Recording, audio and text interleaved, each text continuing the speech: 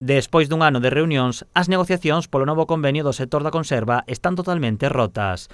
As posturas entre ambas partes están moi distantes e os sindicatos mostran o seu malestar pola postura da patronal. Mentras que eles queren empeorar o convenio, aumentando a xornada hasta o sábado ás 10 da noite, incluso facendo un cuarto turno de fin de semana, sin dar nada en conciliación, que eso ainda perjudica máis o de traballar o fin de semana, sin dar unha subida salarial digna e incluso pedindo aumentar a xornada, as horas anuales de cómputo anual, pois, lógicamente, nós non podemos aceptar eso. A diferencia salarial faise máis incomprensible nun sector no que o 80% dos traballadores son mulleres.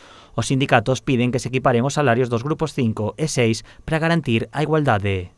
Os nosos sueldos non son un complemento para as nosas parellas, son para pagar facturas e, en moitos casos, manteñen as familias.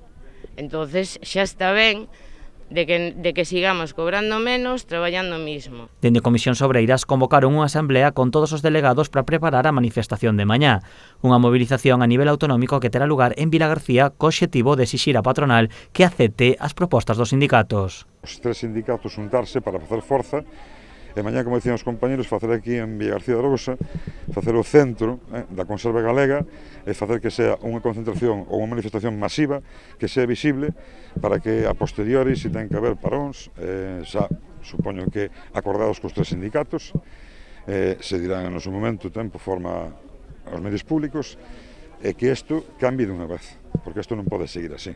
A vindeira reunión entre sindicatos e patronal está convocada para o día 27, pero dende Comisións Obreiras consideran que só é unha convocatoria para desviar a atención.